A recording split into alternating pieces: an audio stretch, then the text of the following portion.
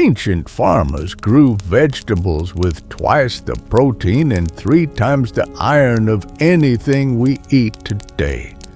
Then we threw them all away. Picture this. 800 years ago, the world was ending. Not slowly, not gradually, but in the span of a human lifetime. Imagine waking up one morning and it's 15 colder than yesterday, and it stays that way for the next 1,000 years. Ice sheets advanced, rainfall vanished, and the wild plants that had sustained human populations for millennia simply disappeared. Most humans should have died. Instead, something remarkable happened at a small settlement along the Euphrates River in what's now Syria. The people of Abu Huraira did something no human had ever done before. They looked at the withering landscape and decided to fight back. Andrew Moore's excavation team found evidence of over 100 different plant species being systematically cultivated at the site. But these weren't random experiments. The grain samples revealed something extraordinary. And I'm talking about prehistoric farmers who were basically doing genetic engineering with stone tools. They created wild rye with seeds larger than modern varieties. Protein content that would make today's health food companies jealous. And drought resistance that puts our crops to shame. But this was just the beginning of their agricultural wizardry. This was the world's first agricultural revolution, born not from abundance, but from desperation. And the crops they developed were evolutionary masterpieces. Now, here's where this story gets absolutely wild. Fast forward several thousand years to eastern North America, where indigenous farmers built an agricultural empire so advanced that it makes our modern farming look primitive. Most people think Native American agriculture was just corn, beans, and squash. They're missing the biggest agricultural secret in human history. At the center of this system was a plant with the most boring name ever, marsh elder. But don't let the name fool you, because this was basically prehistoric superfood rocket fuel. We're talking oil levels that made sunflowers jealous, and protein that would make quinoa cry. So why did they throw away this nutritional gold mine? For 2 millennia, indigenous farmers across the Mississippi River Basin cultivated this crop with the precision of master botanists. Picture this. You've got the most nutritious crop in human history. It's feeding your entire civilization. And then it starts trying to kill you. Every harvest season turned into a nightmare of rashes, breathing problems, and basically plant-induced torture. It's like Mother Nature played the cruelest joke in agricultural history. So they abandoned it. not because it was inadequate, because it was too good at being a plant. Alongside marsh elder grew goosefoot, a remarkable dual-purpose crop that provided both protein-rich seeds and spinach-like leaves. When grown together with erect knotweed, these crops created a polyculture system that was 20 more productive than either plant grown alone. They essentially created a self-optimizing agricultural ecosystem that could adapt to climate variations in real time. The most brilliant part, little barley served as their insurance policy. This drought-resistant grain filled the crucial hunger gap in late spring when winter stores ran low. But summer crops weren't ready. It could grow in marginal soils where nothing else would survive, providing high-protein nutrition exactly when people needed it most. This entire system was abandoned not because it failed, but because maize offered higher yields per acre. Productivity trumped nutrition, sustainability, and environmental adaptation. It was the first green revolution, and just like the modern one, it prioritized quantity over quality. The genetic analysis of 6,000-year-old barley from Yoram Cave revealed something terrifying.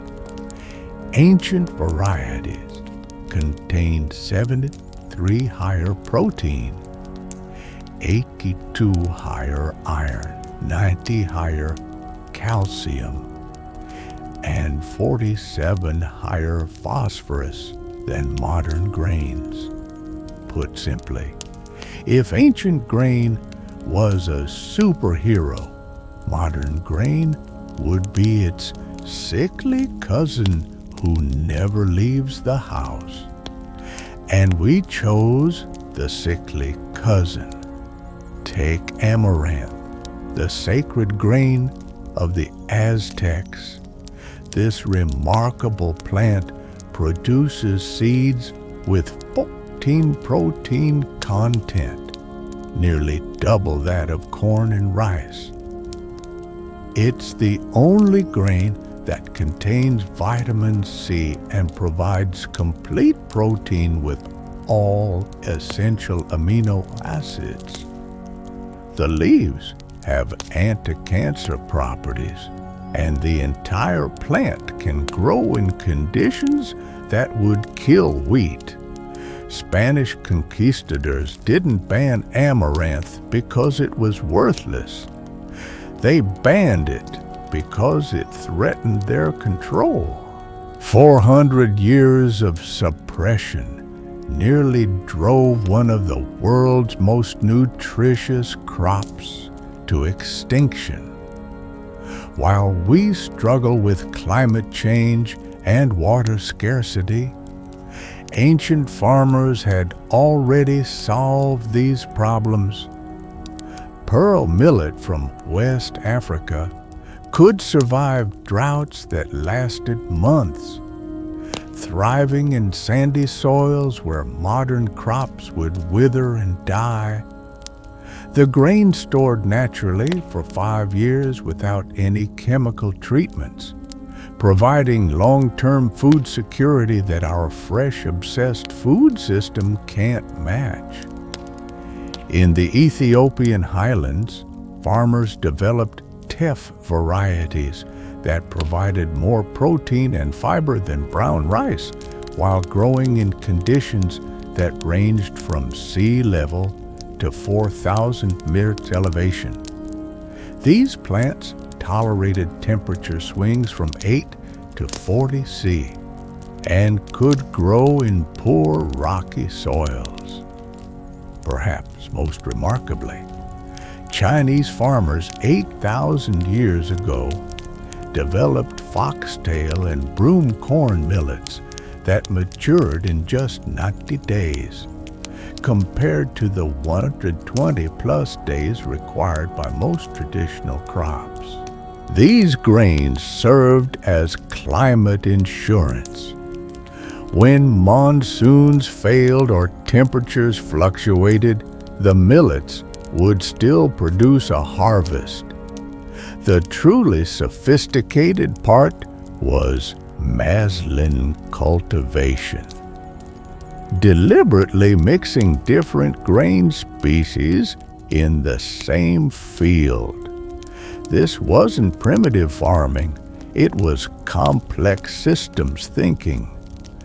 When drought hit, the drought-resistant varieties would dominate. When conditions were ideal, the high-yield varieties would take over.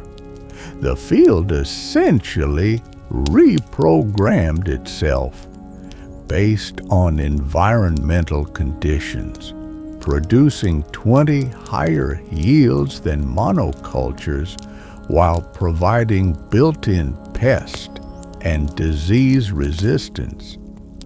Right now, as you're watching this video, there are literal treasure chests sitting in museum basement that could solve world hunger.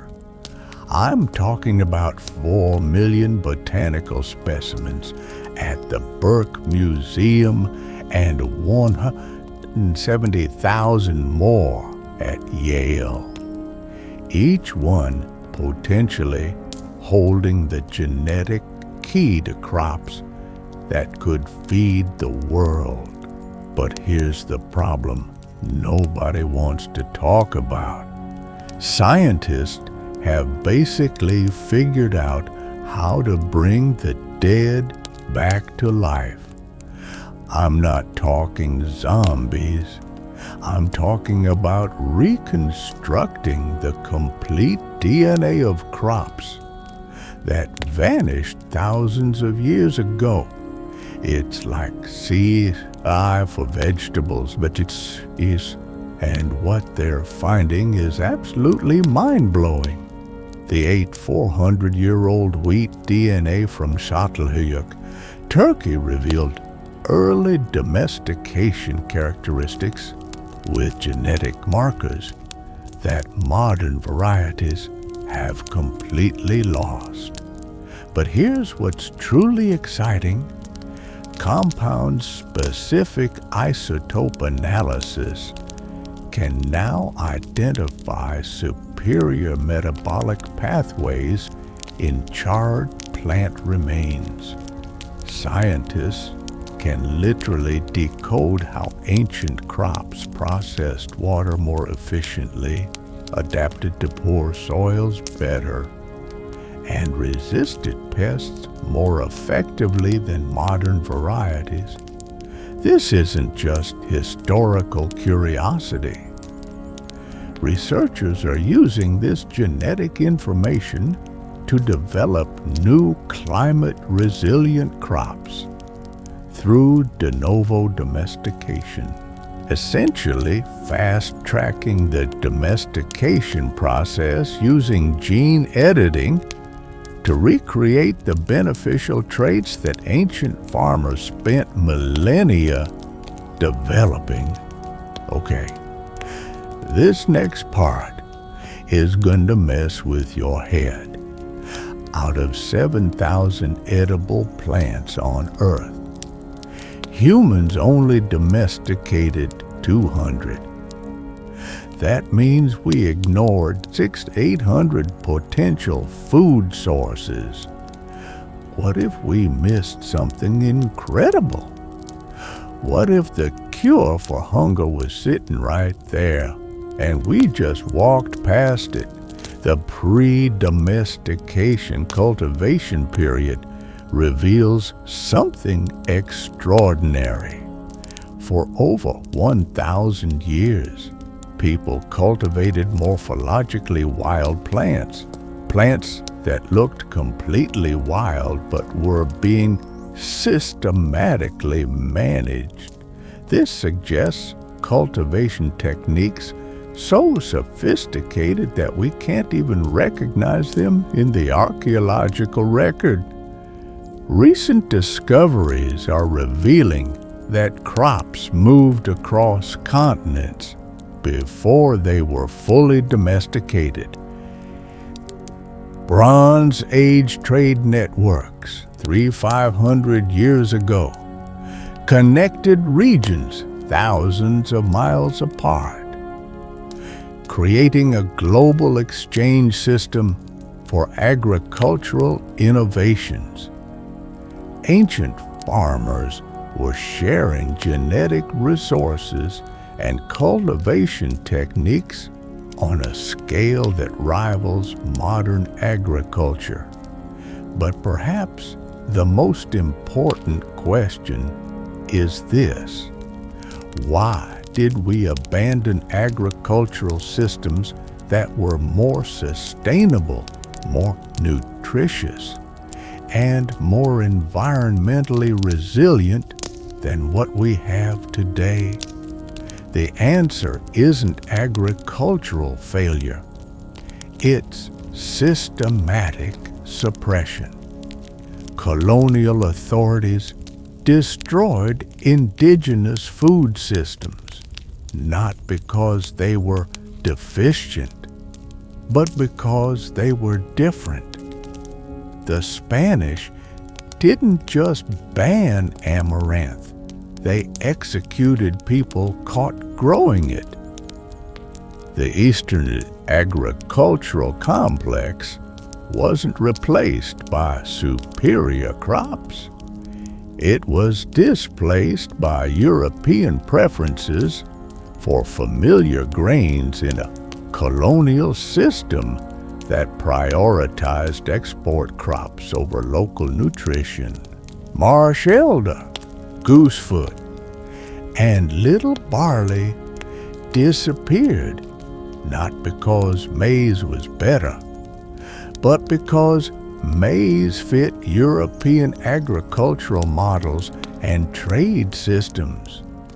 Even the Green Revolution of the 1960s prioritized yield over nutrition, sustainability, and genetic diversity.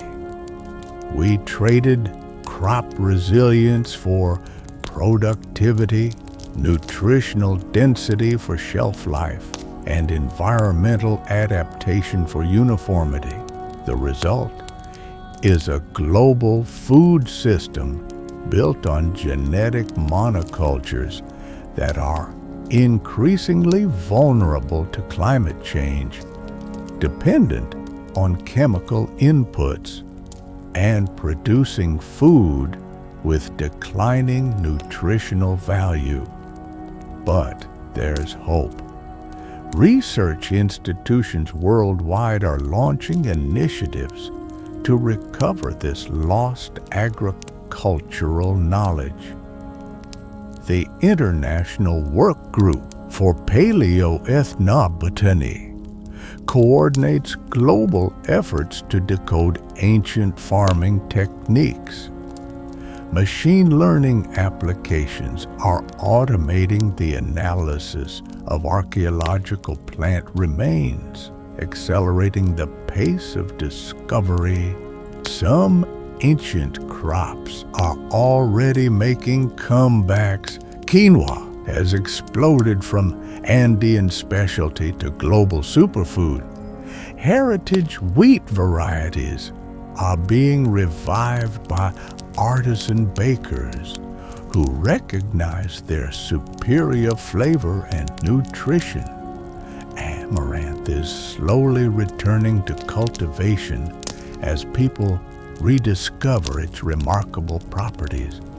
The National Science Foundation allocates nearly $1 million annually to archaeological programs focused on agricultural origins. The European Research Council funds major initiatives on comparative pathways to agriculture and prehistoric food globalization. These investments reflect growing recognition that our agricultural future might be hidden in our archaeological past. Modern genetic techniques can now accelerate the redevelopment of lost crop varieties. Researchers are using ancient DNA to guide breeding programs. Compound-specific isotope analysis to identify beneficial traits, and geometric morphometrics to understand how ancient crops differed from modern varieties. Here's the truth that'll change how you look at every vegetable aisle forever. We didn't abandon these crops because they were substandard. We abandoned them for political, cultural, and short-term economic reasons that had nothing to do with agricultural merit. Colonial suppression eliminated amaranth and quinoa, despite their superior nutrition. The Eastern agricultural complex was replaced by maize for political and yield reasons, not because it was nutritionally or environmentally superior. Ancient wheat varieties were discarded during the Green Revolution's single-minded focus on yield. Today, as we face climate change, soil degradation, and rising malnutrition rates, these ancient solutions offer proven pathways forward. Crops that survived ice ages and droughts, grains that provided complete nutrition in harsh environments, agricultural systems that worked with ecosystems instead of against them. The most remarkable thing about these prehistoric vegetables isn't that they existed, it's that we were smart enough to develop them once and foolish enough to throw them away. The question now is whether we're wise enough to bring them back. The archaeologist who found those charred seeds at Abu Herrera couldn't have known she was uncovering the blueprint for humanity's agricultural future. But in those ancient grains lay the genetic keys to feeding a warming world.